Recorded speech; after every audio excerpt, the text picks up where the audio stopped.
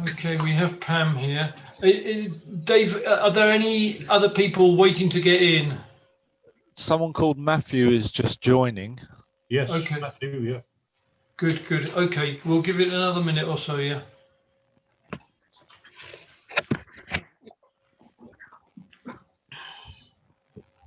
Hi, Muddy. Hi, how's everyone? Hi, Maddie. Oh, hi. Lovely to see you all. Yeah, you too. Even Sarah and Para from far, far away. Yeah. And Bob Archer, it's nice to see your name as well. Haven't seen you at a WIN meeting for a few weeks, I think.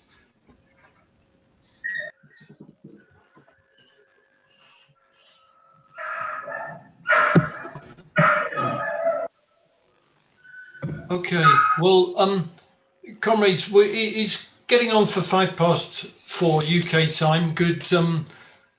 Good morning if you're in the United States. Good afternoon and good evening, or if you're in Europe, Africa, or Asia. It's great to have you all with us. In this meeting, we are discussing the revolution in Senegal. We are very privileged to have with us Ousmane Diop, who's been a WIN supporter for a number of years, and he is on the ground in Dakar as we have this meeting. Ousmane has been a regular attender at WIN meetings. He was, whilst living in London for a number of years, a member of Leighton and Wanstead constituency Labour Party. He worked ability for ethnic minorities at the British Council in London, and he's now a supporter of a child protection charity in Senegal, Couverture pour Tout.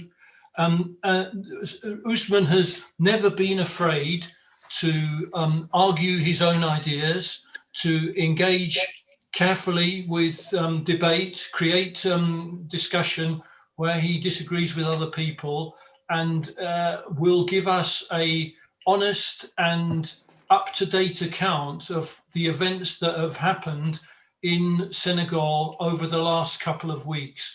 We're eagerly looking forward to hearing you, Ousmane. Would you like to speak for about 15 or 20 minutes, which is our normal tradition in WIN meetings? Thank you. Over to you. Thanks, Ed, and thank you everyone for allowing me to speak. It is an honor. Just like Ed said, I spent the last 12 years in London and doing all kinds of things, working for the British Council, working for the British Parliament, with the Met Police at some point, and yes, you might be thinking of all four big UK institutions, but yeah. Unfortunately, that's what my career in the UK has been just after my education.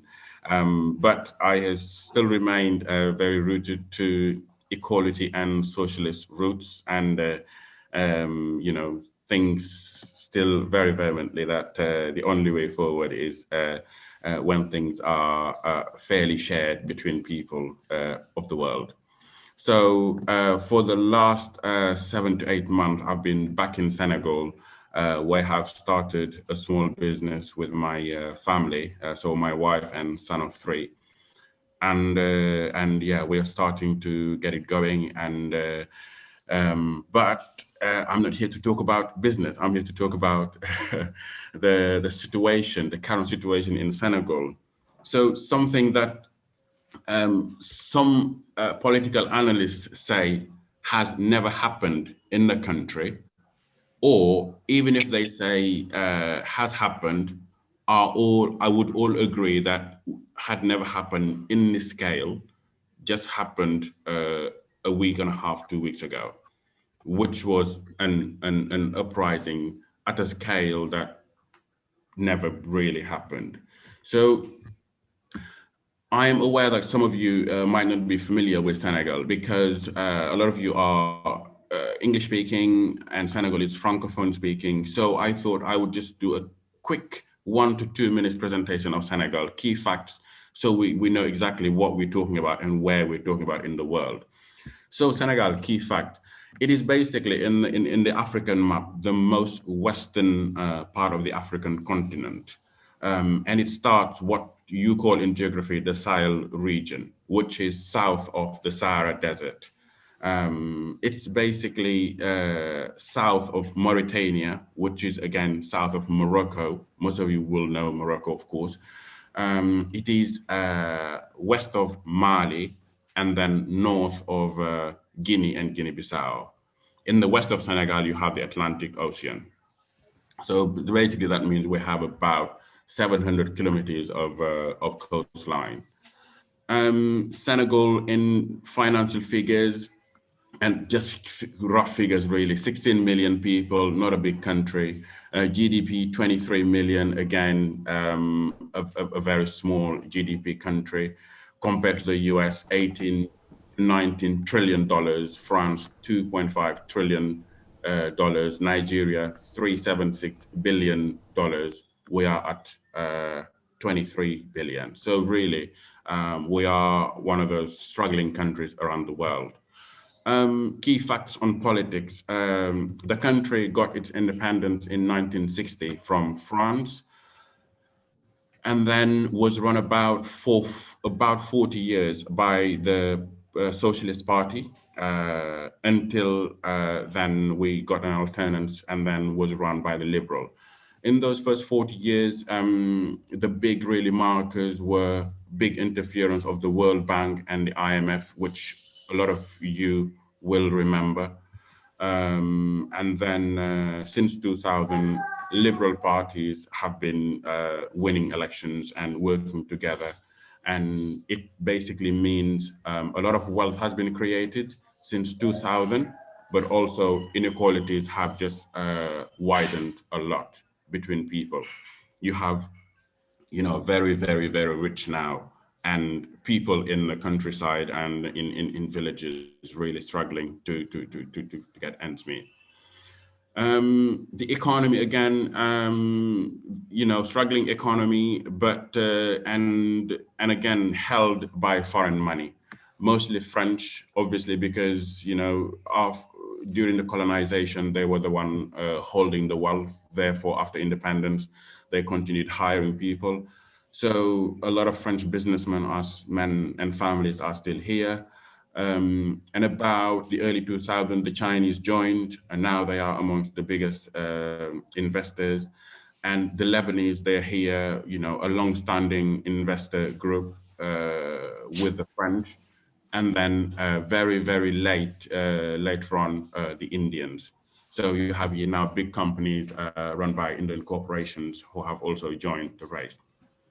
Now, enough talking about Senegal geography and figures. Let's go straight to the uprising. So basically, what generally happens in Senegal is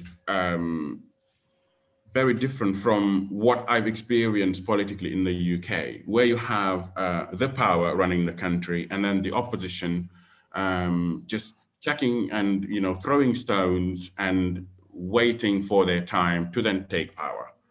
Mainly what you see here is there is the power would be held by a group of people, and then as soon as they get to power, most people who would call themselves from the opposition would make ways of working with the power, whether it is to get into the government or to get into other institutions. But that's basically a massive generalization, but that's what generally happened.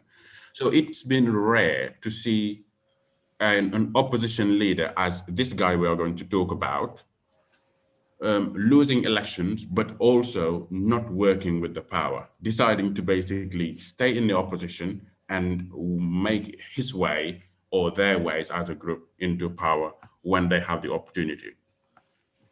So currently, his name is Ousmane. Yeah, same name as me, Ousmane Sonko. He is seen currently as the main opposition leader, and has been for the last 7 to 8 years. Very new into the political arena, and really loved by the youth, and I would say the middle classes, who basically see Senegal as a country that really should be taken from the grief of corporations and these professional politicians, if we may call them that way. So he's very popular currently in the country. But a few weeks ago, he was basically accused of rape. Went to a massage saloon and a couple of times, and then was accused of rape, and the whole thing basically was out in the news, and discussion started. Now, very soon, of course, it took a big political flavor, because the state decided that they were going to politicize it so that they could get rid of a very, talkative guy who is here and making investigation, talking about whatever they're doing.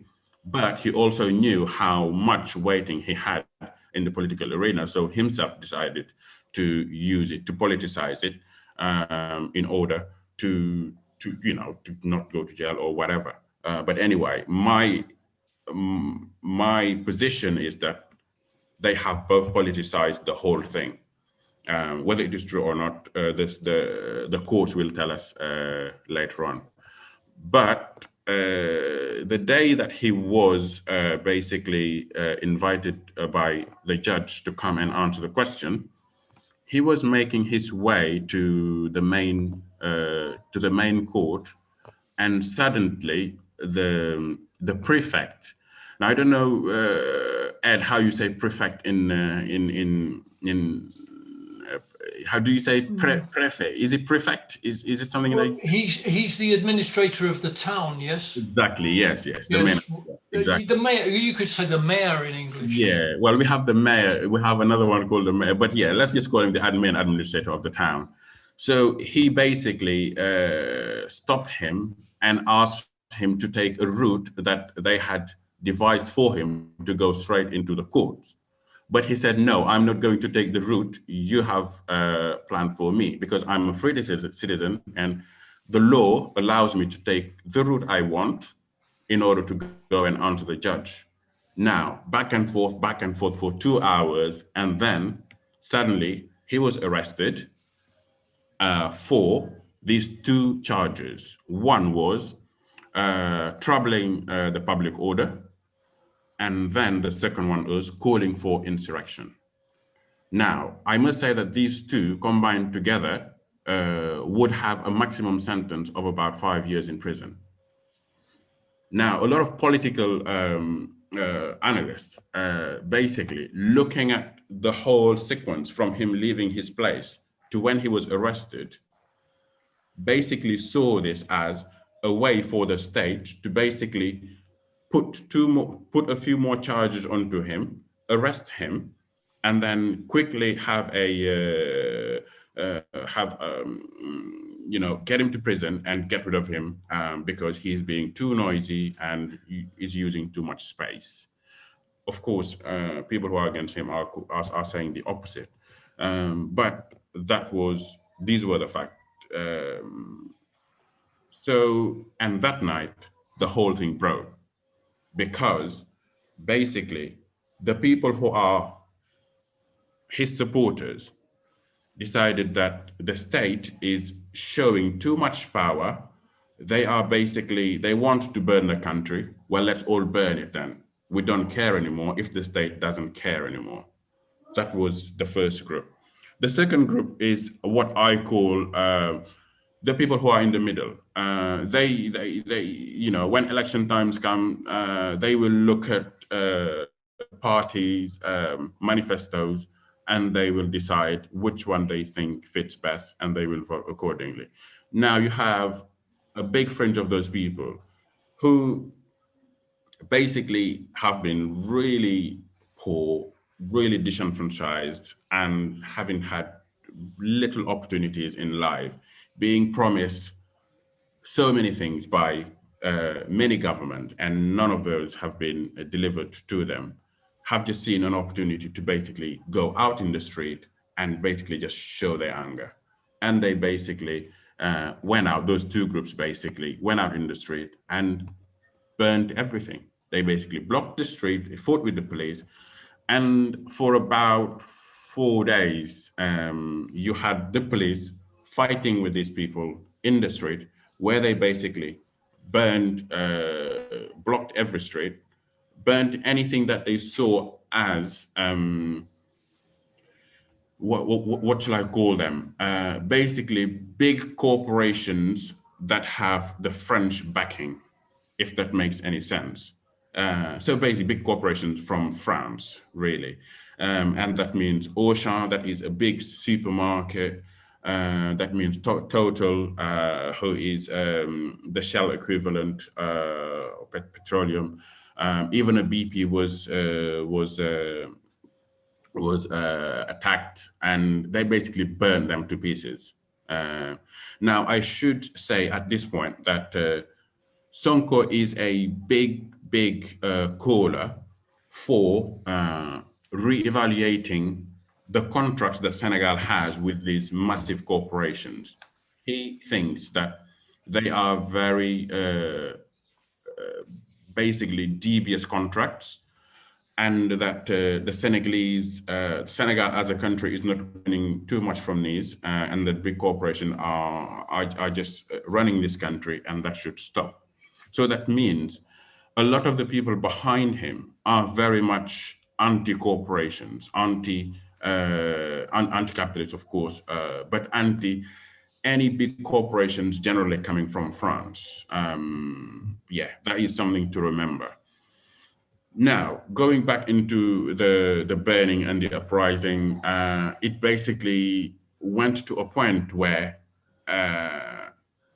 people were saying, well, we have now reached a point where the army might have to take things over. Now, that would have been a first in this country, that the army got involved in anything. The army has always been very institutionalized, but very much working with any government that's been here. They've never had to do anything that we were thinking about. But luckily they didn't have to, because the main establishment, which is of course made of main politicians, main traditional leaders, but main religious leaders, all started calling for peace, seeing each other, calling each other. And I think after the fourth or fifth day, things starting settling down. And of course, with a few promises on both parties to basically keep it cool and go and speak to each other rather than burning the whole country. Because it's very easy to start it, you'd never know when and where it's going to lead you to. So after 4 or 5 days, things stopped, and then people started talking again. Now, at this point, also, I should say that maybe some of you are thinking, oh, but what about the rape charges? Did they? Well, yeah, they freed him to go, but they only dropped the 2 extra charges on him. The 2 charges they wanted to basically get rid of him definitively. But the main charge that started the whole thing is still pending. Evidence of that is that the next day he then went and answered the judge and left his passport there, and every week he has to go in and answer the judge until the court decide that yes, we are going to now have the judgment day. So that is still pending and it's still going, even though some people are saying, well, it's all a fabrication, and others are saying, well, it's not. He went to that and he raped her. But this is something that we will know after they will be talking to a judge. And yeah, I can't really talk too much about that, because it's not really my competence, and so I'll leave that to the judge to decide if he's innocent or guilty. But on the 2 extra charges that the state wanted to put on him, he's been they've both been dropped, and he's now free on those 2 charges. So basically, as I said in the beginning, we've gone back to normal, even though a lot of people thought that was the beginning of the revolution. No, things actually have gone back to normal, and yeah, if you come here, you won't even notice that the country was burning, less than 2 weeks ago. Yeah. So that is a quick, for what, 4 or 5 days. And yeah, I must just add something, which is the in the macro politics, the whole Sahel region currently is very, very hot. Mauritania, Niger, Nigeria, all the way to Cameroon, going as far east as East Africa. You basically have these groups working with Boko Haram, working with the Islamic State, and they are all, doing their operations around here. So people got really, really scared when the whole thing broke, because as this would have been basically a door for groups like Islamic State to basically infiltrate the revolution, and God knows which way it could have gone. So a lot of people who are pro-status quo are thinking, we are really lucky that that we stopped it on time, and at least now we can talk and find a way out of this. But yeah, that was something worth mentioning before I then give the floor back to Ed, and yeah, to allow people to speak and ask questions if you want.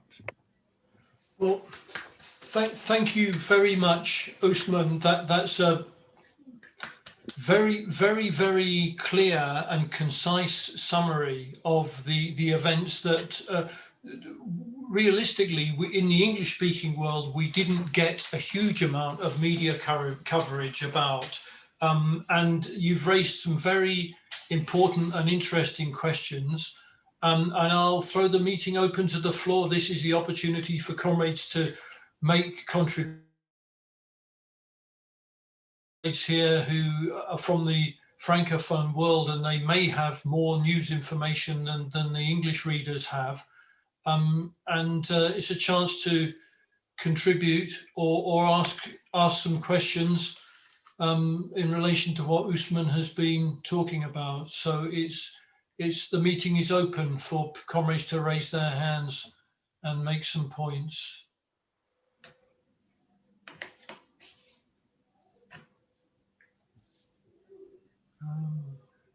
Oh yeah, okay. You've got, is it Dominic? Is that Dominic's hand up? John.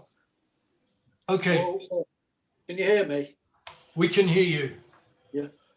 I don't know if it was Senegal or some other West African country, but about 20 years or so back, one of the countries in West Africa had a very thriving fishing industry that was based on, if you like, locals, going out, doing the fishing, selling the fish, etc.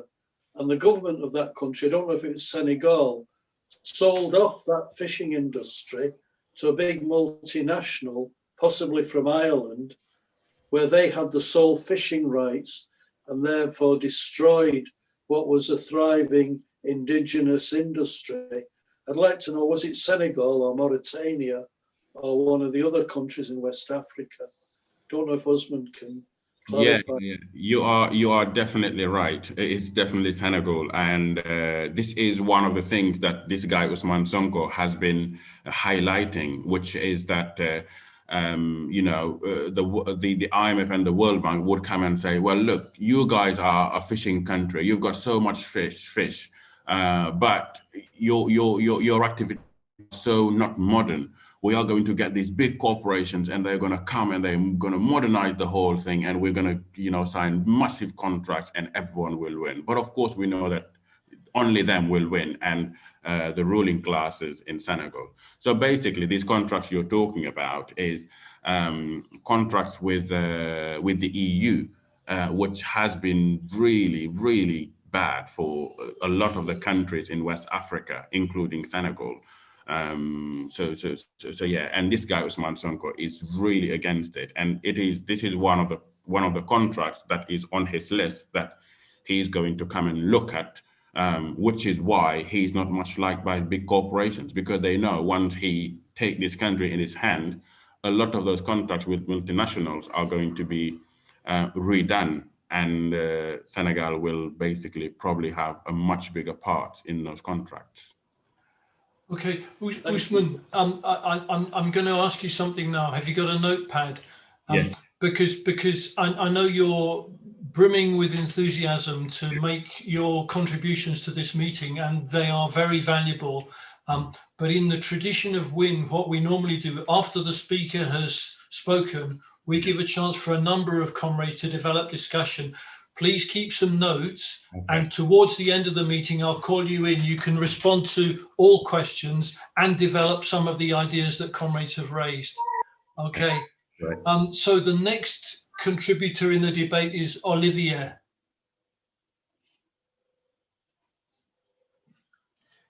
Yes.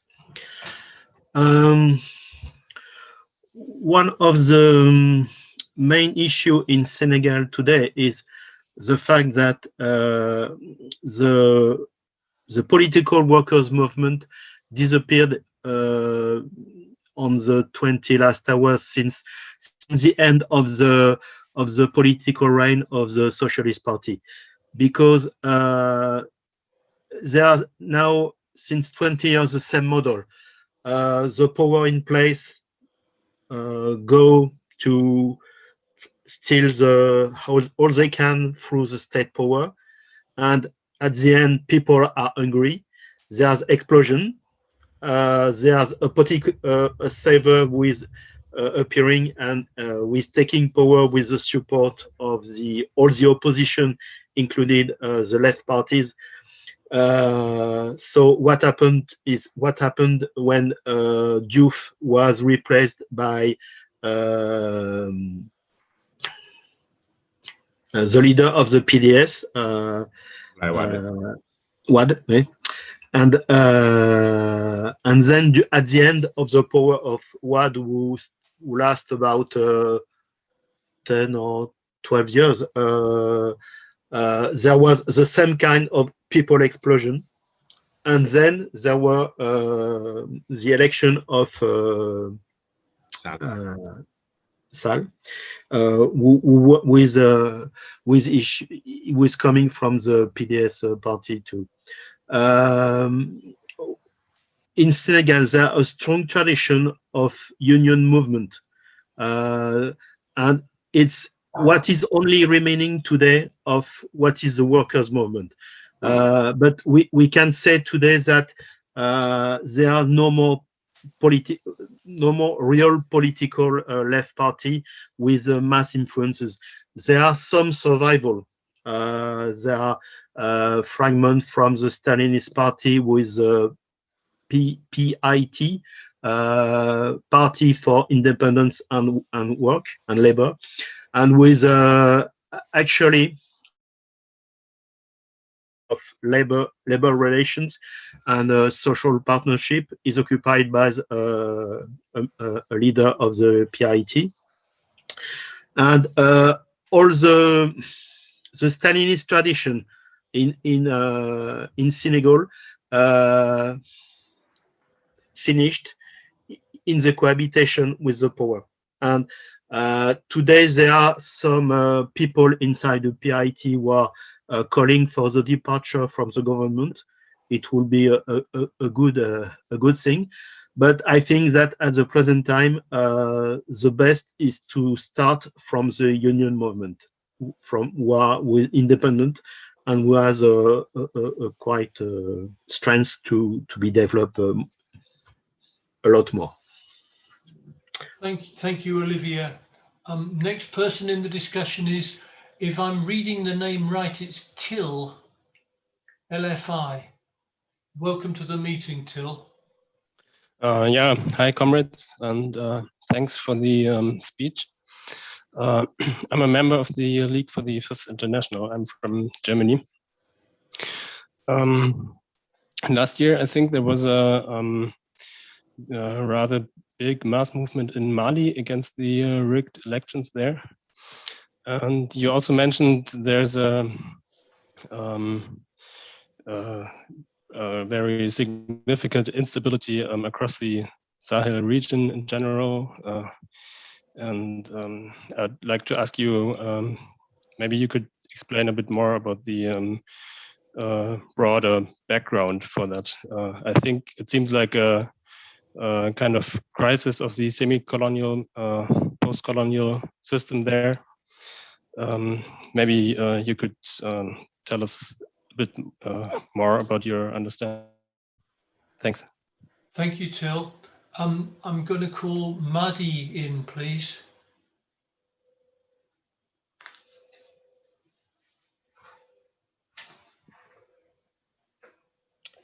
Right. I pulled up 2 maps of Senegal to help us position it. Can you see? Not really, but can you possibly do a screen share? I don't know how to do that on my phone. No, I would have to hand you over to Dave, our technical wizard. I can, yeah, I don't even know how to send it because it's an app of maps.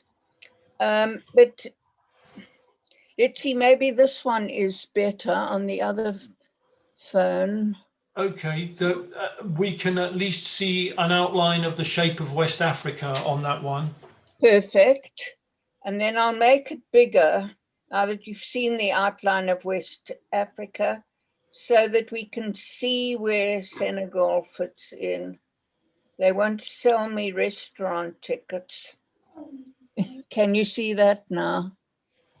Yes, we can see. We can even see the peninsula in Dakar, where Ousmane lives. Oh, wonderful! That was all I really wanted to do, to try and position Senegal in Africa for everyone. Thank you. Thanks, Mike. Are there any other comrades wishing to make a contribution? I'm going to ask a question while no one else has got their hand up. You said, Ousmane, that there were in your description of the different layers in society, you said that there was some sort of, there were the people who were actually running the demonstrations and being active, and then there was a kind of middle group who kind of looked on with some sympathy, but were also a little bit worried about the possible consequences of it going too far, and perhaps some far right or Islamic fundamentalists getting a foothold in the aftermath of that movement. With that, I'm interested in that middle group. Are they urban, or are they rural, or are they both? And Olivia mentioned the kind of trade unionists, the organized working class, not all of whom will be in the layer of activists who were driving the revolution. But how does this middle group fit with the organized working class and other layers of society? And Yeah, that's really my question. Yeah. Well, the first. Usman, Sorry. just Yeah, like everyone else's question, please Yeah. make a note of it. We'll come back to you. I know we'll give you plenty of time, Usman. I know you're itching to say some stuff, but we've got Felicity with her hand up. Hi, Ousmane. Thank you very much for that report. It is fascinating. Can you tell me what role women played in this rebellion?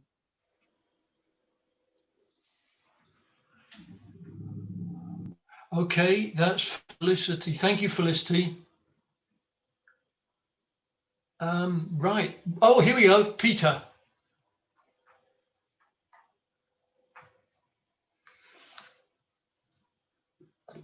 Oh, Peter, we can't hear you. Peter, we can't hear you. You're still muted.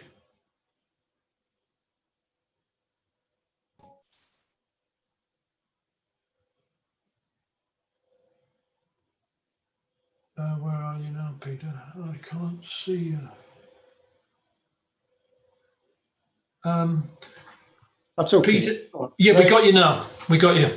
Right. I'd like to ask Ousmane, how close did Ousmane Sonko get to the presidency in the 2019 election? What was the result?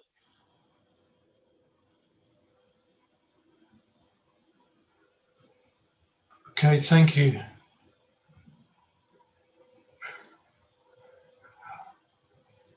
Okay, Ousmane, so this is your opportunity to respond, because at the moment nobody has their hand up. So come back on those questions, and then maybe it'll promote some more discussion.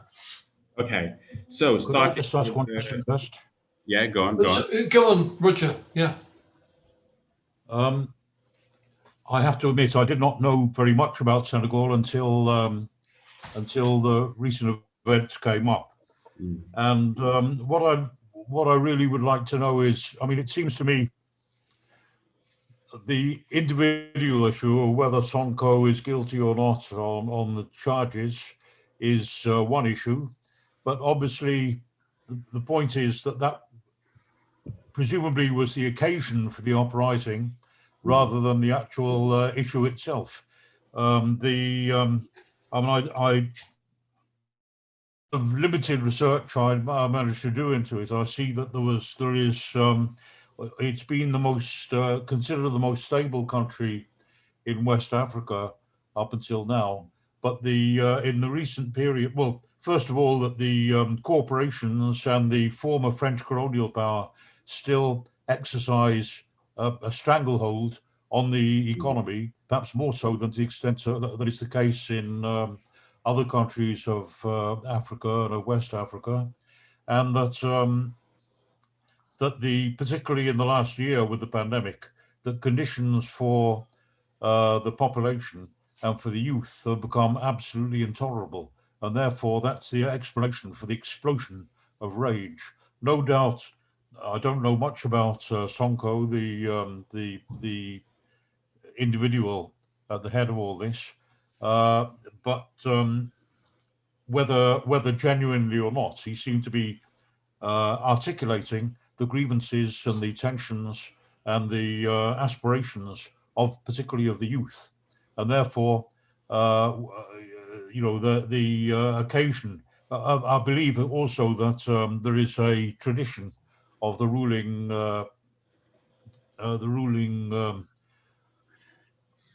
authority, if you like, in Senegal, that opposition leaders have in the past also been prevented from standing as candidates against the incumbent on the basis of legal charges. So it may be a ruse or it may not be. And in any case, it seems to be it's been interpreted as that by the youth who are unemployed and who are in a desperate situation. So you say that the situation has died down now, but what do you think is the perspective? Do you think can ride out this storm? Do you think that there are new explosions in store? Just generally, what is your perspective? Yeah, thanks. Any other comrades wanting to add anything or raise any questions? Okay, Ousmane, have a go at those questions and we'll see where it takes us for further discussion. Yeah. Okay, so starting from Olivier's first, normal political left movement and workers' alliance. Yes, that's true. That's true, because you know the Socialist Party was the first party to run the country from 1960 by Abdou Diouf, just like Olivier mentioned. And well, not Abdou Diouf, Leopold Sédar Senghor was the first president, and then left power to Abdou Diouf, and they were all socialists. But these guys really couldn't put in place any real socialist agenda because it was still a very young country that needed to be bound together, to build a nation. So no money at all, and at the same time, you had IMF and the World Bank also basically trying to kill off anything that is owned by by the people. Hence, a massive privatization going for over a decade. We all know about that in the 80s and 90s. But then that meant when people, got tired of that, then they said, well, look, these socialists are just useless. We don't want them anymore. We've got to try something else. And so they decided to go for liberalism. That was Ablaye Wade. And of course, it brought about a lot of wealth because he opened up the country, invited, all new investment, hence the arrival of the Turkish, the Chinese, the Indians later, to the United States, to come and compete with the French. But of course, that meant then the death of anything that was basically workers' movement. Because even when the Socialist Party were here, there was a real big stronghold in, making sure that the workers' movement was really on the ground and didn't play a big role in how the country was run. But still, they had a lot of voice, whether it was from university to political parties to companies, businesses all over the place. But Ablaye Wade came, and it was just the death of it. However, we've got to remember that even though we're talking about liberalism in this country, it's not at the scale of Western liberalism. We are still talking about Ablaye Wade as a liberal, but Ablaye Wade putting in place actually policies that were even more socialist than a lot of policies put in place by the Socialist Party before him. So these are nuances we've got to get over, as we study Senegal as a country. It's not just black and white, as in, in Europe, where liberal parties have just, a set of vision where they'll just follow straight. No, because the needs in here are so different. Therefore, they have a much bigger, and wider margin of maneuver. So you're right, Olivier. Currently, really, we don't really have any workers' movement in Senegal. It's basically, are you a politician and working with the ruling class, the ruling party, or are you in the opposition? And then the other questions are, even though you didn't have much power, much weighting in the latest elections, are you happy to remain in the opposition until the next elections, or are you going to work with the government and at least make sure you're getting some money coming in? So those are the questions that politicians, or so-called professional politicians, as we call them here, and tell us about instability in West Africa and the Sahel region. Yes, the whole region currently is so unstable. And even our biggest economy, which is Nigeria in West Africa, even Nigeria is struggling with Boko Haram. And basically the Islamic movement they are just everywhere. Yeah, they're coming from the north, and they're just spreading, and they basically waiting for any uprising to basically infiltrate and try to hijack the movement. So when the thing was really at its paroxysm, a lot of the authorities started talking about jihadism and all of that. They might have information around that. We don't, because of course, because they are in the power, they have all of that data. But that's what they started talking about, and people started getting worried, really, because all of the neighboring countries of Senegal are basically unstable or semi-unstable. Mali, as you said earlier,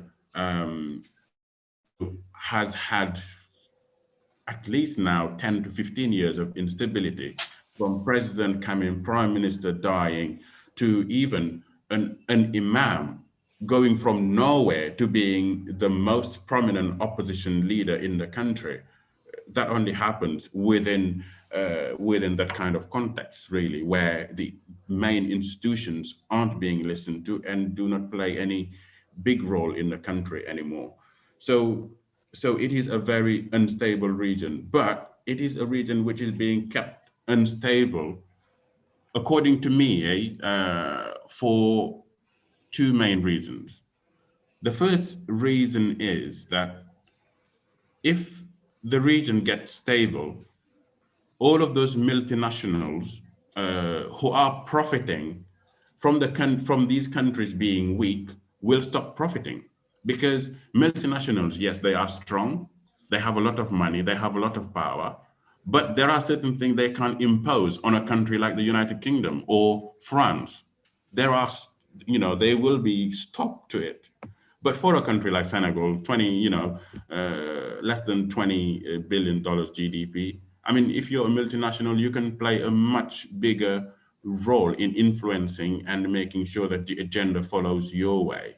So they are keeping this country, the region, unstable, fairly unstable, so that they can continue having that pressure. I'm sure some of you know about the French billionaire Bolloré. He basically has been running ports across Africa. He's just been charged by the French courts for being the most or one of the biggest corruptors in Africa. And that's basically what he's been doing, running the ports, corrupting people, and making sure that he gets the best out of the situation. So that being the first one. And of course, the second instability point is that, the jihadist movement is still growing, and we've got to be careful where it's going, because, no one knows where it could go. I mean, we've seen the Egyptian revolution, we've seen the Tunisian revolutions, and it's the people at the end of it, really, one might argue, didn't win the final battle. So that answers vaguely Ed's question later on. Ed, you mentioned rural versus urban. Well, the thing is, for a country like Senegal, I do argue that there is no more rural life. If you're rural, you're trying to be urban, because there's basically almost no life in the rural areas. They claim to be living on agriculture. It's non-existent, because they still depend on the rainy season, which is about 3 to 4 months in the year. They basically therefore can't live on agriculture. And that means urban cities are just chock-a-block with people trying to make ends meet. So where these people, where is the middle people belonging? Well, most of them, they are just all urban people. But the big stronghold of Ousmane Sonko's supporters are mainly 50-50, really. The first 50 is a very good and strong middle class, who have been living in this country and have been yearning for the day where the country is run fairly for the people and by the people. And then you have a lot of disenfranchised people who basically just see in Sonko the next Messi, you know, because he is talking the right language, he has been acting accordingly, and they think finally someone who's going to make real changes for the people. Felicity, I love your question. I'm sorry, I should have mentioned this because actually women played a really big role in during the uprising. There was a coalition of women who were at the forefront of both of the negotiation, but also in the street. One of them being called And the Defar Democracy. And basically it is together, let's uphold democracy. And they, you know, they were in all the channels on TV, they were in the street, they organized a protest. And the best thing about their way of protest is that they didn't burn anything. They really made it clear that they are calling people out in the street and they don't want anything burned under their name. And they just want to show their voice and show that they disagree with what is happening and the current situation. So they played a big role. And Felicity, just to mention something, you know, before we move on to the next question, Senegal is a very patriarchal society. However, because before the arrival of Christianity and Islam, the country was a very much matriarchal society. Those traditions have remained in how the country is run and also the place of women in society. And that means, you know, you will see these women who are living a very much modern, and by modern I mean Christianity and Islam, even though they're not modern anymore, view of the world. They are still very strong women who are very active in the movements, but also in politics. We have one of the first women, you know, being politicians, being in West Africa, of course, because we had the first university in West Africa. Therefore, a lot of African women also came, and African president came to study here before they went back to their country. So yeah, a really big stronghold of women leaders, absolutely, that needs to be highlighted. And then the two last questions, I'm conscious of time now. Peter, you mentioned Sonko's place in the election result. Yes, he came actually third, but because the guy who came second later on joined the president, that means that he becomes then the main opposition leader.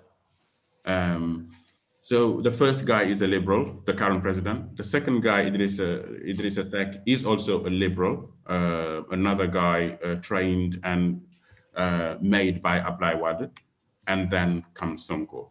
So those two are now running the country, the first two, and Sonko then becomes the main opposition leader. So that's basically how it stands currently.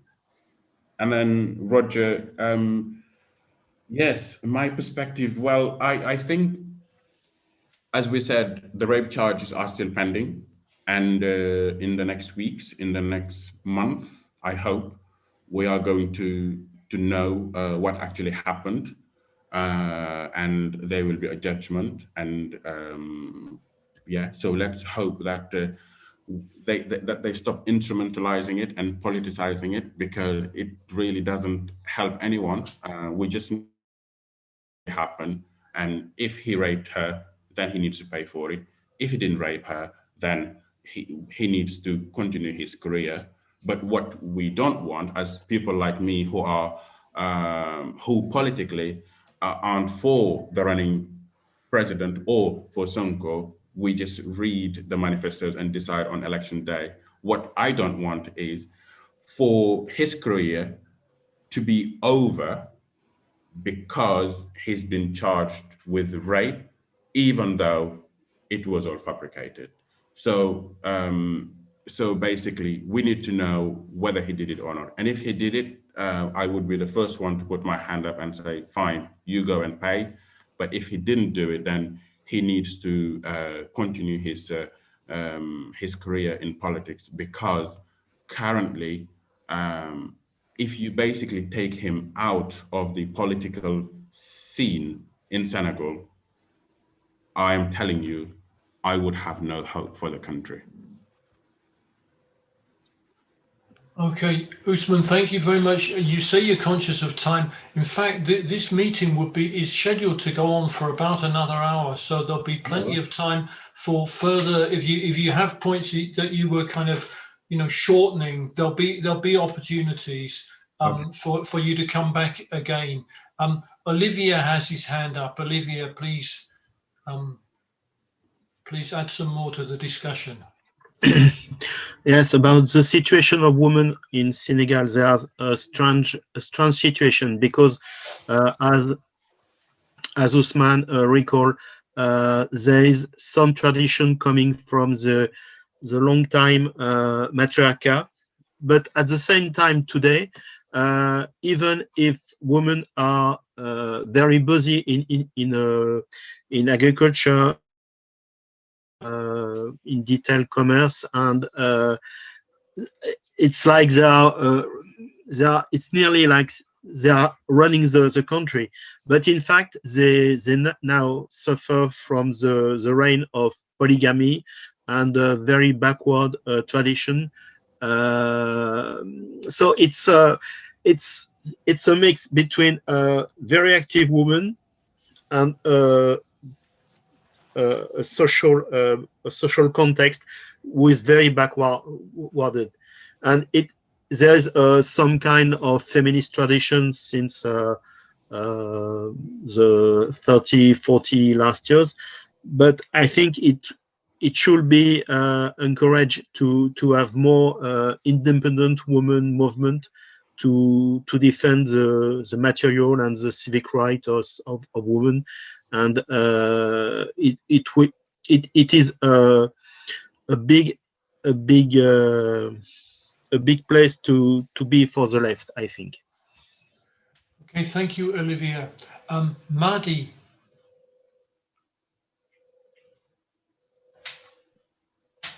Yes, I want to return to this rape charge, because, I mean, if he did it, it's serious.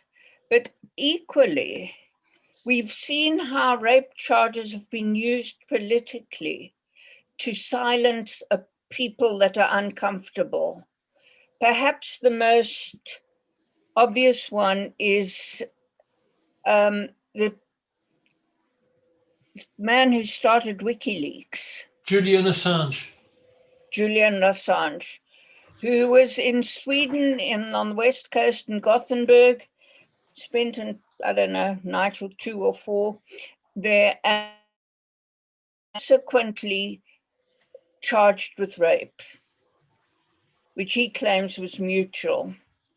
But the point is that those rape charges are what put him in that embassy, was it Ecuador, for so many years, and have succeeded in silencing him. And what is he being silenced for? For revealing the truth. It's a very easy way of manufacturing charges against someone you don't like if you have power. So I'm particularly, in light of the other 2 charges which have now been dropped, but which I understood from what you were saying, Ousmane, have been basically fabricated in that 2-hour discussion about which way to go. So obviously they want to silence him. And that's why I'm very, very suspicious of the rape charges. Okay, thank you, Mahdi. Again, we have Trinity's iPad up. Is that Dominic this time? It's John again. John again. Welcome, John. I'd just like to raise two or three issues. One was to do with the fishing issue that I raised before. The reason I raised it is that along the west coast of Ireland, there were many communities that had small, thriving fishing industries. And again, it was the EU, like Ousmane said in Senegal, that came in. When Ireland entered the EU, it basically had to get rid of its small, thriving local fishing industries, which gave a good living to local communities, and thereby, if you like, destroyed a whole local infrastructure. And what took over was big factory ships, now off the coast of Donegal, that had a huge, if you like, fish stock. You had these small communities making a good living for the local population. And then you had factory ships that came in and basically totally overfished the area, that now you have quotas and you have all sorts of marine biologists trying to protect fishing. And I think the same happened in Senegal, where you had a thriving fishing industry that gave a good living to the local communities along the coast of Senegal. And what came in were big factory ships. And in fact, one of them came from Donegal, and they fished out the area and have left it in a mess. The other issues I'd like to raise was the fact that a few years ago, there was a big campaign in Africa to do with free state education, because the World Bank and the IMF, when they came in, privatizing everything they could when countries were in a financial mess, one of the things they cottoned onto was the fact that they didn't want to see free state education for children, but it should be privatized and people had to pay for education. And I think the other thing I'd like to raise, and I think this had to do with Senegal as well, is the fact that there was a in Italy several years ago, and these Italians, through the EEC, dumped a whole load of tomatoes on, I think it was Senegal, basically ruining or helping to ruin their indigenous farming, because they grew tomatoes in Senegal or wherever it was in West Africa. And this, you know, was the EEC being supportive of local economies. In the fact, it was a total opposite, that big business through the EEC was in fact destroying indigenous economies and leaving it to multinationals. It's just to highlight the things. And I can see why, if you like, you've got this urbanization of, if you like, the rural community, because they've been, their way of living has been destroyed by the multinationals. And then people wonder why you get, if you like, mass migrations wanting to come to Europe for a better living. I'll leave it at that. Okay, thank you, John. Any other comrades want to? Is that Jimmy Kelly raising his hand? Jimmy, you're welcome to say something.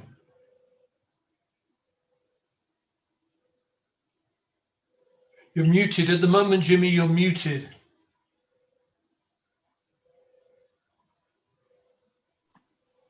Right. The first thing I want to just in passing, I wanted to say to John that there's a whole agenda on the role of the transformation of the Irish fishing industry from small individual people, families, and then the development of the fishing cooperatives, which brought the community the transformation in the EEC to the development of the big machines, that's all they were, big factory machines. But most of them finished up in the hands of Irish people. But with the aid of access to massive finance. And it was really the banks and the loan companies that made the real profits out of it. In relation to Senegal, there's a couple of questions that I wanted to ask. First of all, I'm absolutely fascinated with the fact of how young the population of Senegal is. The figures that I was looking at showed that 60% of the population approximately are under the age of 35, and 90% of the population are under the age of 60, 65. Like, that's exceptionally young. And running through that, there seems to be a problem of massive female illiteracy. And I'm curious as to why that should be in a young population in this day and age. The second thing that I wanted to ask about is in relation to the army. The army, there's an option of 2 years voluntary conscription or 2 years compulsory conscription. And the question is how popular that conscription would be among the youth, and whether or not the army officer caste could rely on that army in the event of an insurrection by the people, because you're going to have young people in uniform facing young people on the streets of their own generation and probably from their own neighborhoods. So it seems to me that there's a recipe there for a very fragile army. And the question there is whether those people, those confidence and the competence to stand up to the officer caste. The next thing I wanted to mention is it appears that most of the industry in Senegal is extractive. It's either minerals or agriculture or resources of the ground of some form. And the question is how much of those resources are taken out of the ground, are taken out of the fields and developed, processed, manufactured, creating jobs within the country, or whether they simply head to the nearest harbour and out. And the last question is, if there is, and it's a peculiar one, Ousmane mentioned that there is no great workers' organisation, but with such a young population, and even with the economy based on extraction, you're still going to have a working class. And the question there is whether or not there are a trade union, there is a trade union structure, and if so, what is the nature of that structure, and how well does it reflect the young population? So I'll just leave it at that. Okay, thank you, Jimmy. Other comrades wishing to make a point. I've got, I mean, I noticed that in the meeting there are one or two comrades whose first language is French, and as this is a discussion about a French-speaking country, if anyone wants to say something and they prefer to say it in French, there are enough people here to ensure. I know Bob Archer translates very well. Ousmane can probably translate very well, and I certainly have often made efforts to translate. So if anyone wants to make a contribution in French, please feel free to do so.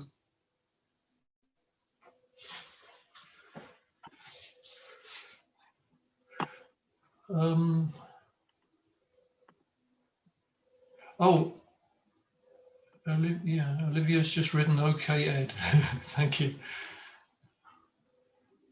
Does anyone want to add anything to what's been said? So there are a number of really kind of quite important points. I mean, to me, one of the things I'm getting is a highlighting of the differences between the way politics transpires in Africa and the way it transpires in Europe.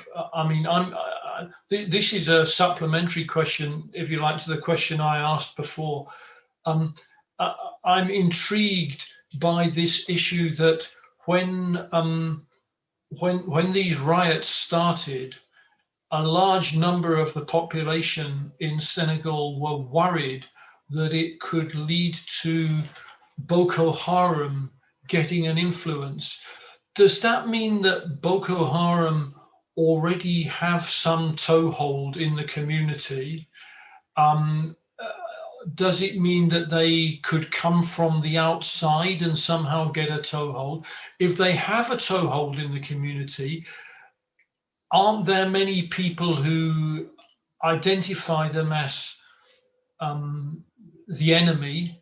I mean, that, you know, if this is a country with a previous tradition of a socialist party and trade unions and an urban population who are sympathetic to progressive policies, it seems to me quite surprising that there could be a possibility of Boko Haram being able to just muscle in on an urban riot like that. I'm curious to know more. But I'll stop there and remind comrades that the floor is open if you want to say anything or ask anything. Vivian, is that your hand going up? You're still muted. Oh, okay, but you want to remain muted. Okay.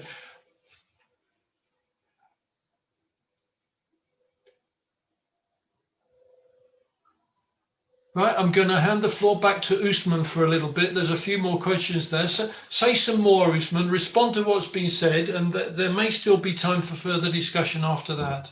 Yeah, that's cool. Actually, Ed, I'm going to start with your last questions because it kind of still sets the tone really and gives you that macro environment. So a country like Ivory Coast, which is the second biggest economy in West Africa, and the first in West Africa Francophone, or a country like Nigeria, that is the first economy in West Africa, and you know, the first or now second economy, sometimes first, sometimes second, fighting it over with South Africa in the continent. If those two countries are struggling, one with Boko Haram and the other one with a basically war that, you know, went over 10 years, I think a country like Senegal, which is a struggling economy, basically would not basically recover from it. And we've seen so many examples like Mali, like Niger, who basically just needed one small crisis and the country was divided forever and they never managed to recover from it. And I suppose that's what the Senegalese people have been noticing in the region and don't really want to happen here. Now, Nigeria, currently every month, every other month, every 3 months, you will hear that Boko Haram has attacked a school that they've taken over, 20 girls, 50 girls, 200 girls, you know, taken over in the forest, blah, blah, blah. And anything, what are they doing? Well, yes, they are in the region. They are in West Africa, and they are being funded by Islamic State and by all of those Islamist organizations who basically are here, not officially in West Africa, but they have come with their traditions, what they call their values, and they think they are closer to countries like Senegal, which let's actually remember that Senegal is 95% Muslim, even though it's a secular country. It's 5% Christian and 95% Muslim, still secular country. So the Islamists, when they come, they are taking those figures and they're thinking, well, 95% Muslim, they are brothers. Whatever we tell them, they'll believe us. But there is one key point they forget, which is that in Senegal, we have a very different kind of Islam. It is an Islam that was based on mainly two Senegalese-based schools, who basically went out, learned the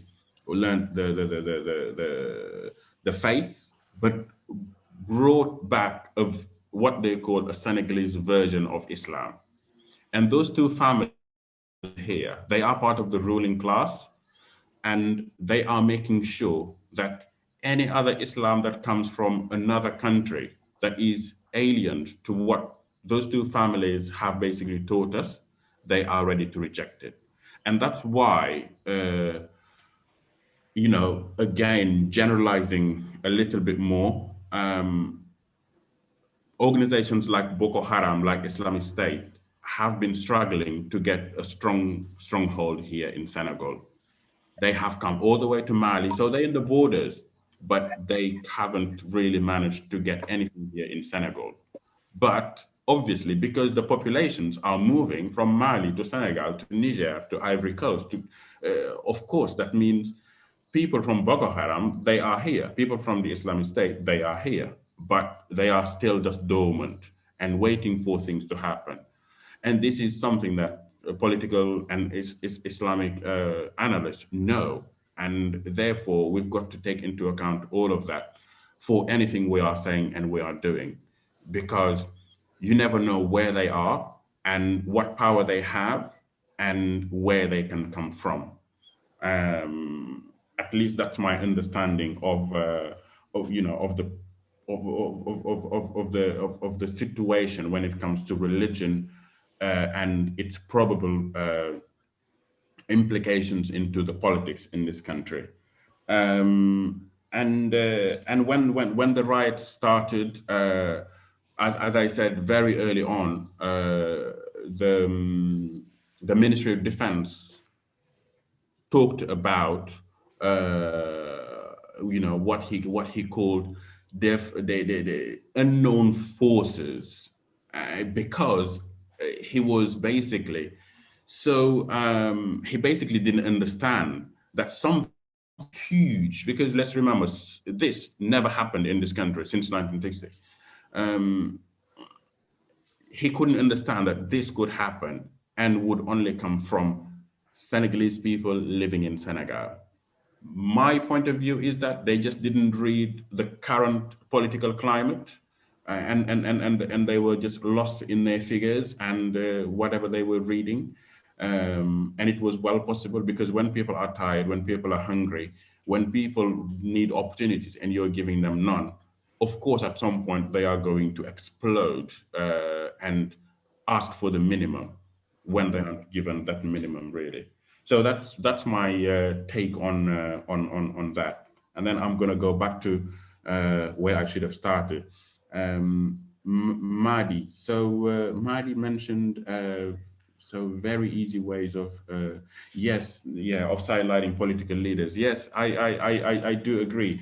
And do you know, while you were saying that, Pam then put in the comment box a very interesting point. Said crime of rape is one of the most difficult to prove either way. And I do agree with both. And this is why, for a person like me, who knows the difficulty of proving rape, but also, and therefore want to protect women when they are saying they have been raped, I am in a very, very uncomfortable situation, because I want to believe the woman. That's where my head is going. I want to believe the woman because yes, we need to believe her until proven wrong. But of course, you then read the political climate, and you look at the involvement of the state and how much they have just tried to hijack the whole thing. You know, taking the woman into their care. Not, you know, the woman is being cared by people who are very close to the state, and you start to think, well, what is going on here? What are they trying? And yeah, so a person like me is currently in a very, very uncomfortable situation, and this is why I don't even like to talk about the actual rape case, because I'm thinking, well, let's just leave it then to the judge. He or she will decide, and we will then move on. But then, Pam, you're right. Probably we're going to go to the court, and she is not going probably to be able to prove that she was raped, and if he did it, probably will get away with it, which is really, really sad. But unfortunately, that is a global situation. That is a pandemic really in the world, and I can only just hope that we can find a solution to that one day. John, you mentioned a very few points there. All of them worth spending an hour. Actually, John, the situation in Ireland, in those years, and the situation in Senegal in the last 10, 15 years are very similar. I remember writing my dissertation a couple of years ago, and writing on child protection issues in Senegal. And I did do a lot of research around child protection issues in Ireland. And it seems like Ireland and Senegal are just kind of Western and Southern counterpart. And you could basically learn each other's story from the other one. And it's very interesting, from fishing to child protection issues, from education and how it was played out, in the youth and all of that, and the tomato dumping that you talked about earlier. It was a very interesting case. Italy, but that's what the EU has done. The EU has been, depending who's talking, great for a lot of European countries, but as we know, it's just another hand of capitalism. It tries to prop Europe, tries to prop to the detriment of many other parts of the world, especially here in Senegal, where basically there's been more and more pressure to privatize, to basically sign good contracts for Europe, and basically the fishing industry is just dying and dying and dying.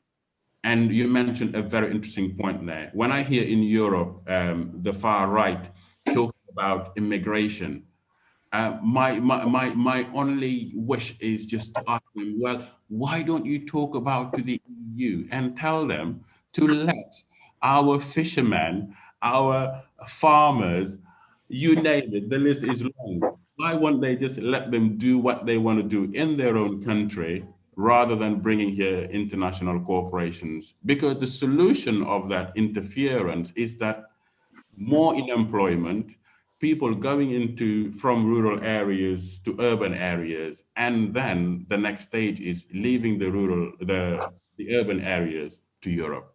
That is just that's yearning into the better life that anyone has in the world. So yeah, Pam, I think I've already your comment there. Yeah, Jimmy Kelly, you mentioned 60%.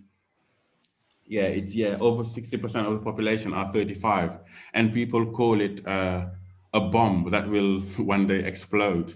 But it is actually the kind of schema that you have in the whole West Africa. Sometimes it's even more in countries like Niger, where the average the average child per woman is about 8 or 9. Do you imagine? It's really horrendous, and it's a bomb, and people know this. But instead of working with that population, number one, giving them the right education, number two, training them, number three, coaching them into taking over the country at some point, no, they are so busy working and dealing with corporations to further their power and their stronghold in this country. It's really, really sad.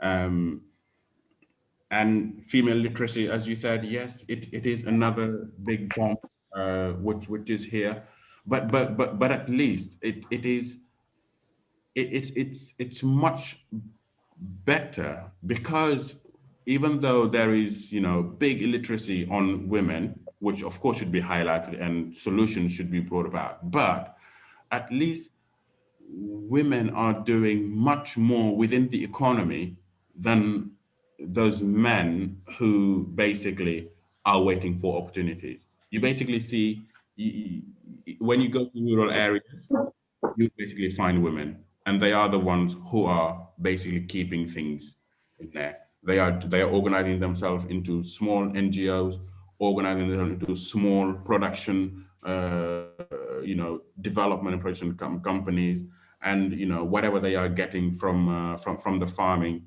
they are trying to transform it. They are trying to reinvest it. So they are basically the one who are keeping the rural world going, while their youth are all dreaming of coming to the urban areas, and of course later on going to Europe. That's basically the kind of situation you have. You mentioned the army. Is it very popular? It is. It's very popular amongst the poorest and the most disenfranchised. The army is made of two categories, and they are very distinct. One is these guys who are very disenfranchised and who are going to come within the army and make their way up, bit by bit over the years. And generally, they would be coming from very poor neighborhood, as we know, and that is the generality in the world. And then you then have the what I call the 2 or 3% army officers. Now, those people are generally middle class or upper middle class, who would follow the same education as me until they have their baccalaureate or their degrees, and then they would do a 1-year training either in Senegal or in France to come back as officers. And those are the ones who are running the army. So you have a massive divide between those people who are running the army and the basically troop on the ground. Now, one thing to highlight about the Senegalese army is that it is a very, very Republican army. It's never tried anything against the Republic, and it's always followed orders from the Republic. And it's the chance we have had within this region, that we are, of course, we might be divided if we continue that way, but at least until now, you will not find that huge division within the army, or even if there are, they are very slight divisions, which is not really a big threat on the army and therefore on the people. And if there were an uprising, I don't think that the army would basically kill people. That's just a belief, knowing who are in the army and where they come from. But I basically believe that they are not going to be the army. They are not basically going to be the army like the Burma army. They would basically probably be behaving like the Egyptian army in the time of the uprising. At some point, they would go with the people. But I might be proved wrong if that situation arises. And then, yeah, I think that was the last question. Oh, trade unions in Senegal. Yeah, they basically have all been, the history of trade unions here in Senegal have always been politicized so much that that people who they claim to work for and to talk on their behalf don't believe them anymore. When someone tells you that he is from the trade unions here in Senegal, within the Senegalese context, you always assume that they are a politician at heart. Yeah. Including me. And that is a major problem. So you basically don't have a really strong working class, strong trade union people who are, who are believed as talking for the people and who want just the best of the people. They're considered as politicians because history from 1960 to now has showed us that, well, they shout, and then at some point they joined a politician and then they made it as a minister or an MP or something. and then that's it. You don't hear about them talking about the people anymore. Yeah, I think that was the last question. I may have missed some, but excuse me if I did. Well, thank you very much, Ousmane. Within the time frame of most WIN meetings, there is an opportunity for any. I don't intend to prolong the meeting beyond what is you know, a comfortable conversation for everybody. But there is time. If anyone wants to come back and ask a question, say a few words. Yes, Bob Archer, please come into the meeting, Bob. Thanks very much. Can you hear me? Yes, we can. Yeah, good. Thanks a lot. Well, I'm very interested by Ousmane's take on the danger, the very real danger of Islamic terrorism, because it's been a very big force in the region. I think what needs to be added to what he said is to try and understand how militant Islam became a force internationally. And I think it's very much connected with the degeneration first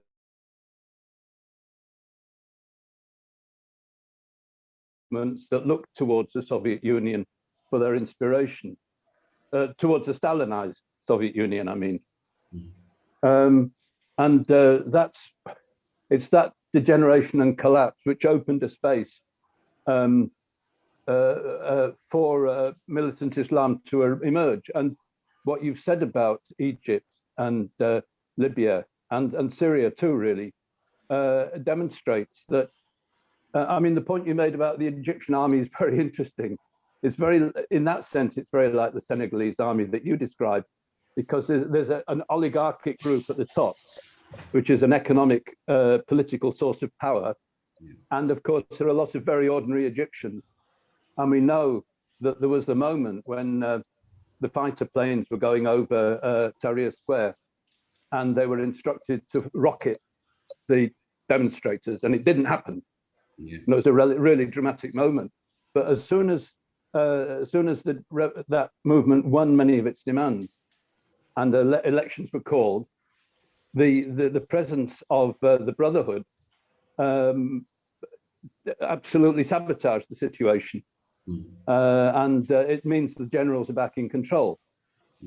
So it's a very real consideration. I just wanted to draw out a few other things that comrades have raised and that resonate. Question of fisheries. In Namibia, the fisheries, because of the nature of the coast there, the fisheries were already very highly organized and very industrialized. And workers had, over the last decades, previously, got one very good trade union recognition and conditions on the fisheries vessels. But in the last 20 years, that's been at the same time, this big Icelandic company came in and corrupted the government, bought prime ministers, presidents, ministers, and paid them off and fished the, first of all, fished the stocks into almost, into a real difficulty. But they also undermined and destroyed the rights that workers had in the ships. And the result was a 3-year-long general strike by fisheries workers in Namibia. And they hit the very problem that you've also mentioned about the trade union movement, that it was seen, it had changed, it had been one of the most powerful trade union movements in Africa, but it had degenerated since liberation and become a platform for getting into government politics. So these fisheries workers had to learn how to fight on their own 2 feet. And in fact, because of the fish rot scandal, they were able to force the government into a corner. They've now got their jobs back, and they're on that basis fighting. But the common feature of imperialism in these countries is the corruption of governments and the way that it's corrupted the workers' movement too. And it's only just, I think, we're just starting to see recovery of the workers' movement on an independent basis, certainly in Namibia. But so those are just some thoughts that arose from listening to the very interesting discussion this afternoon. Thank you, Bob. Anyone else would any other comrade like to add anything to what's been said so far in the meeting?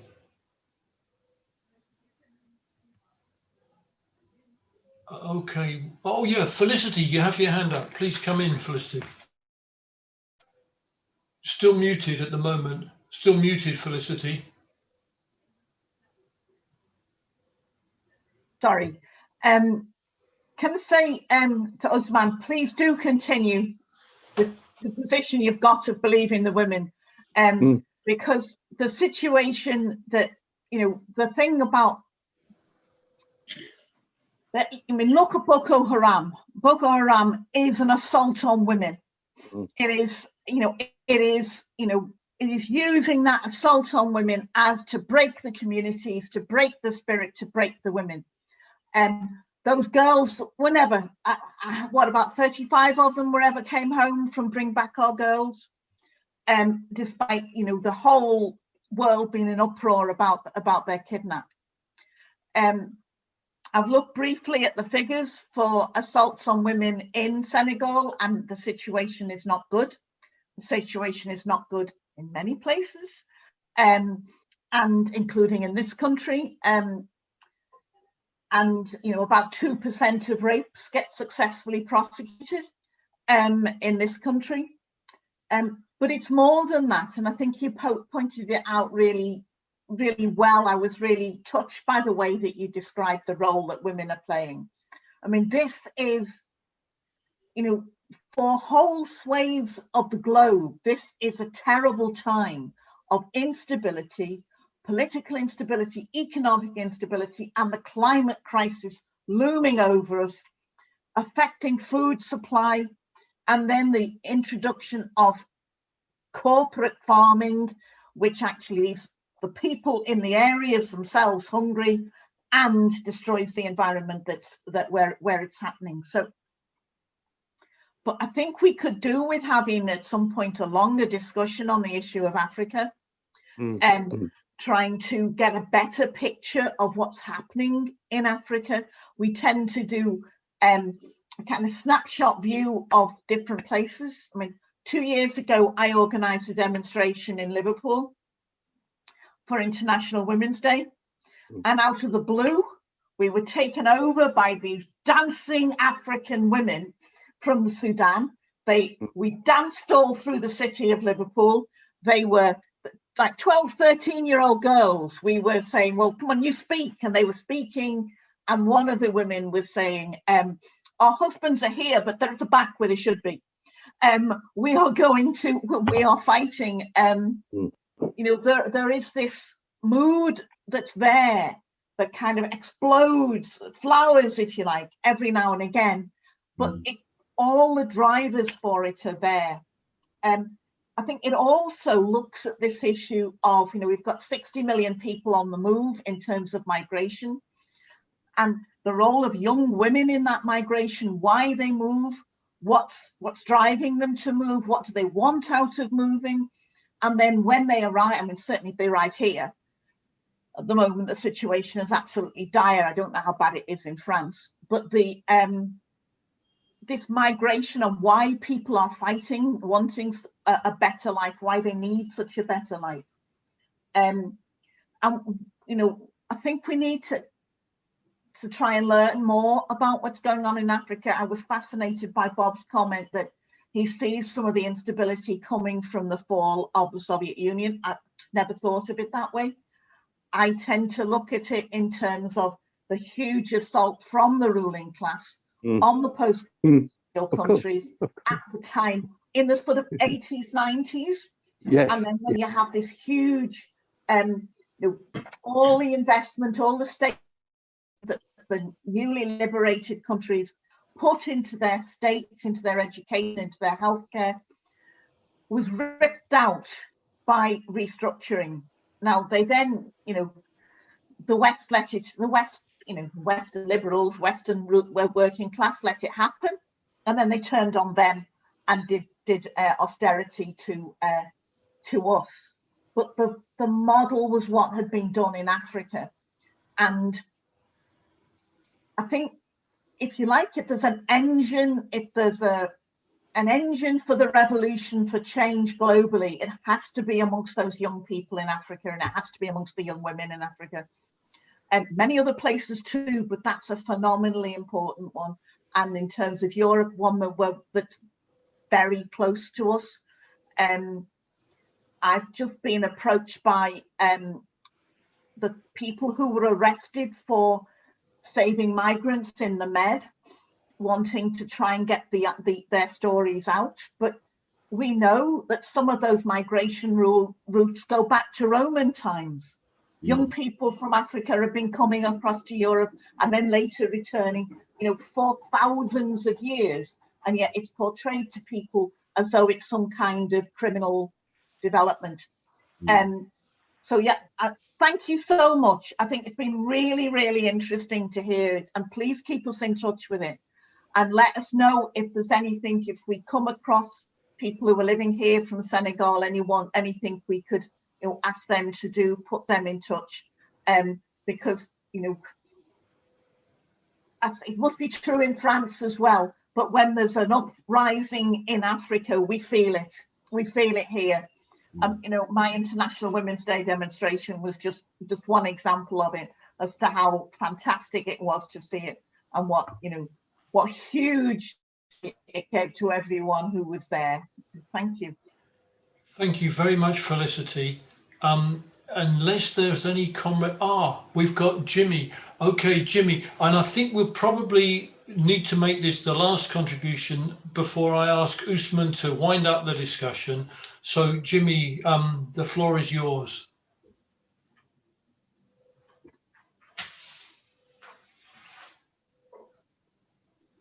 Oh, you're still muted, Jimmy.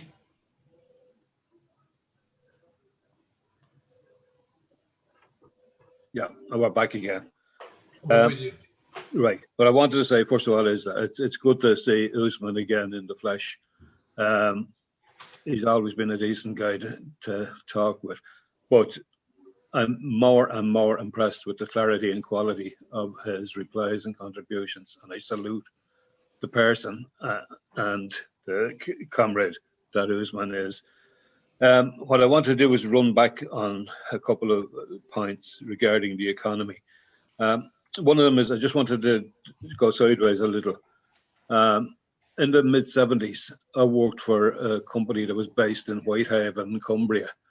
They had a small unit over in Ireland, and I worked in that one.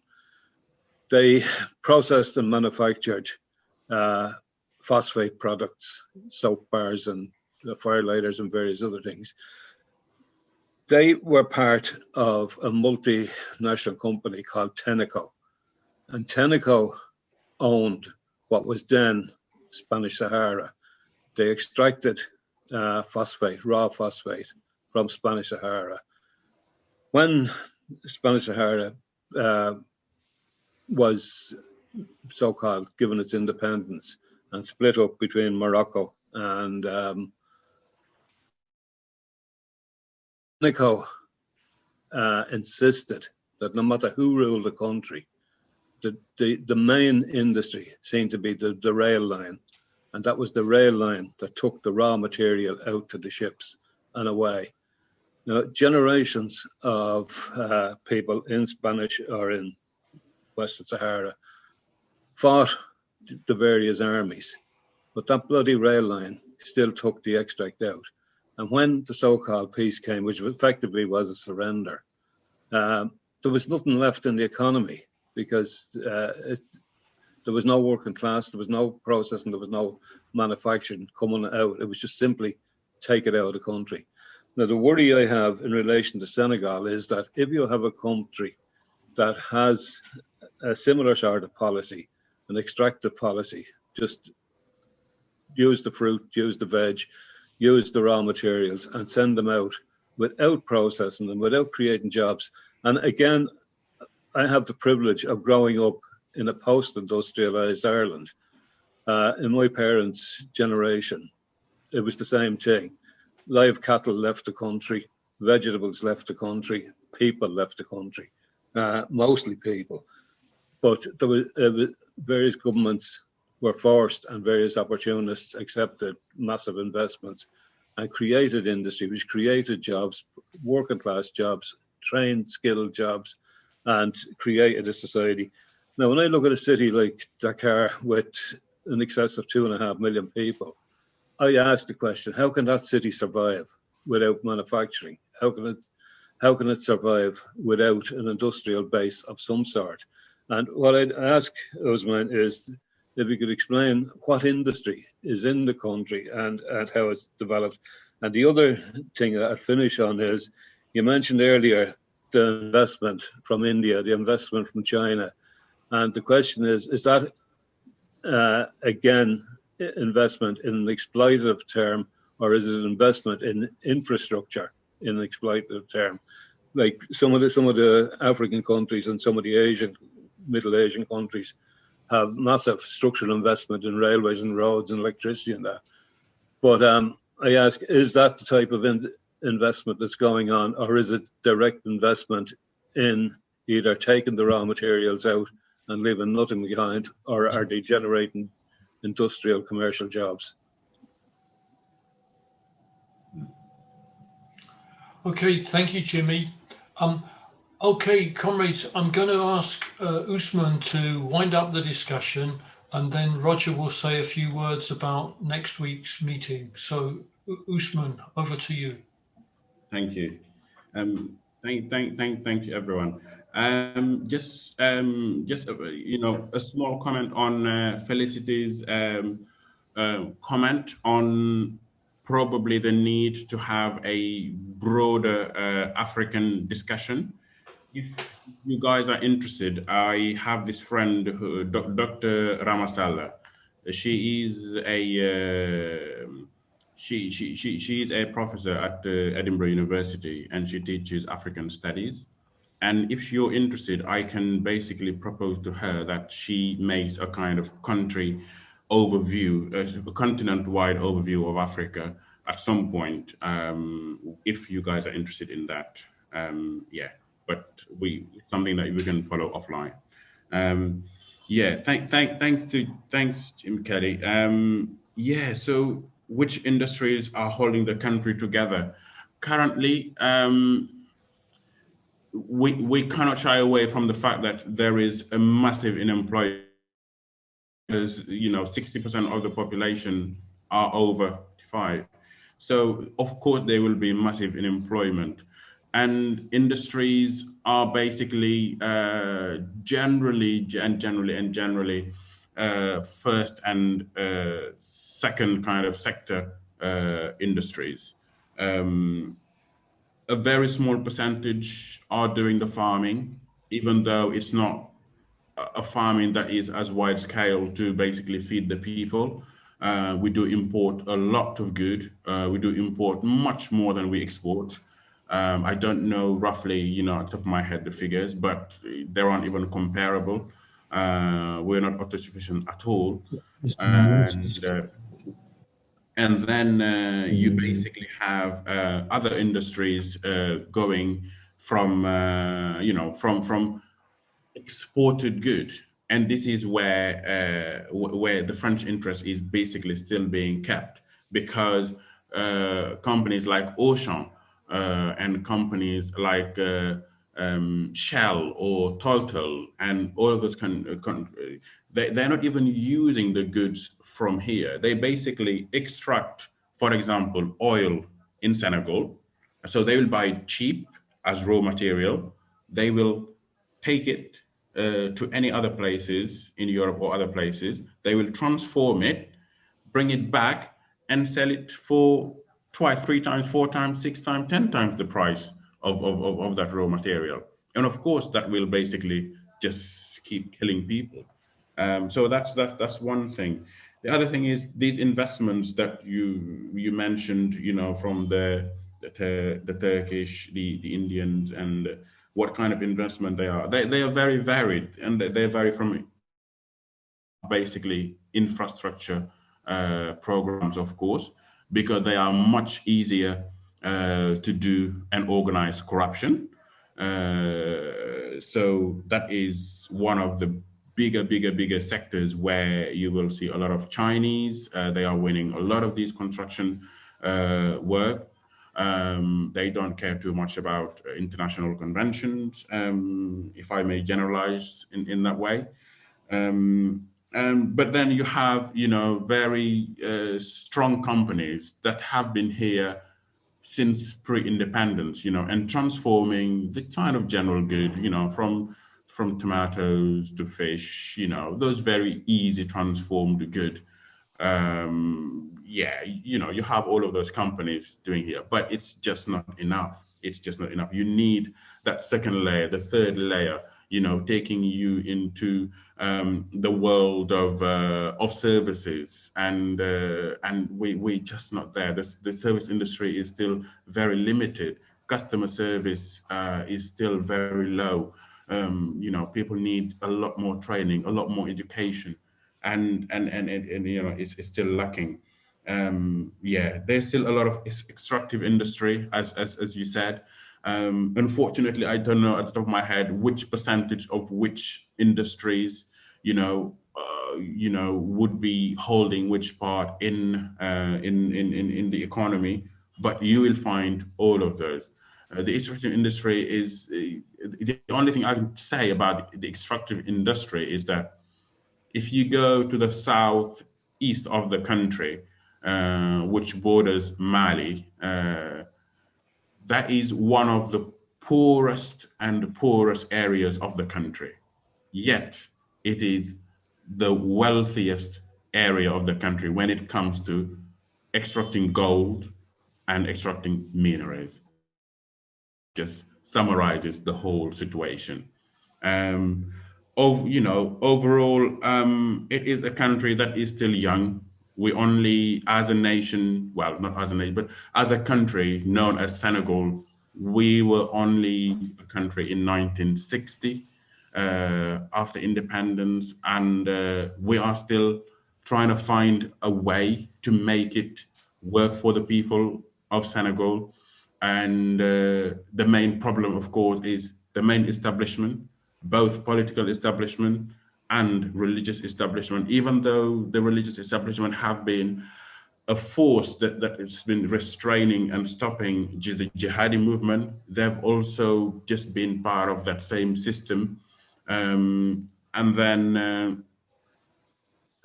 that establishment basically has been going, and people basically have been struggling.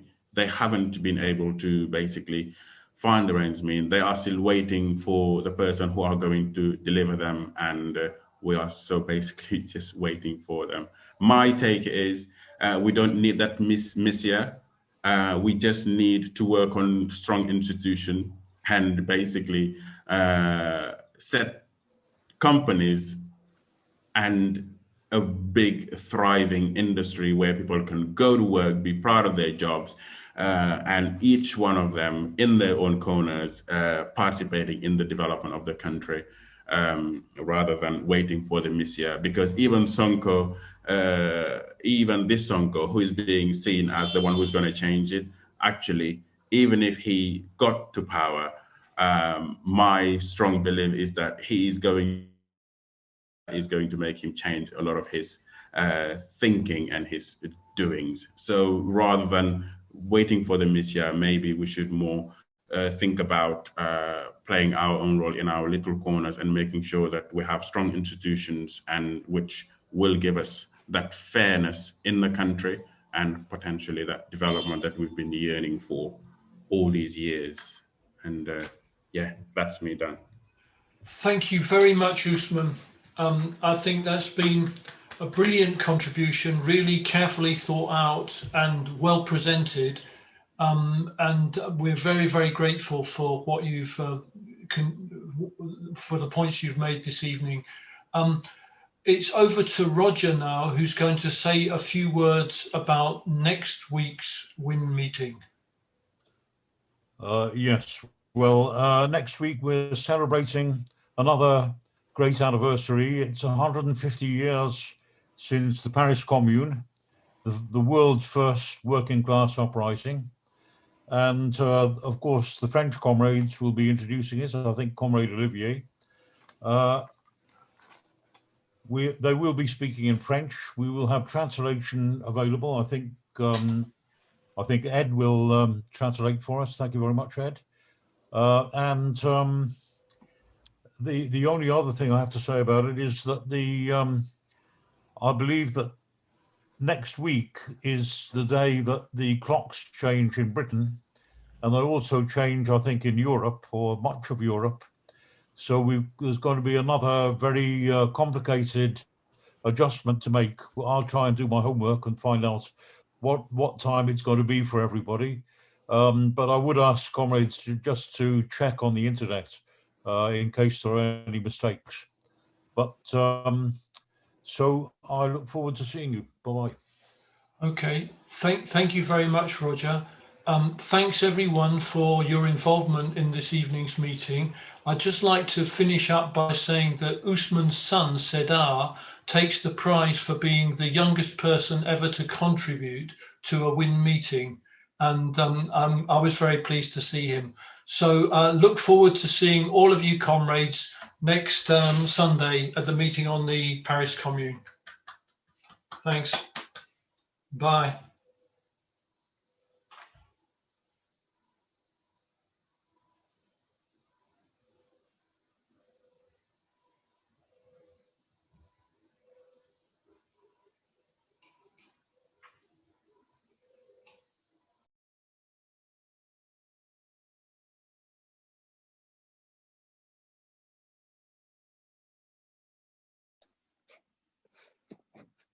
Okay. Yeah.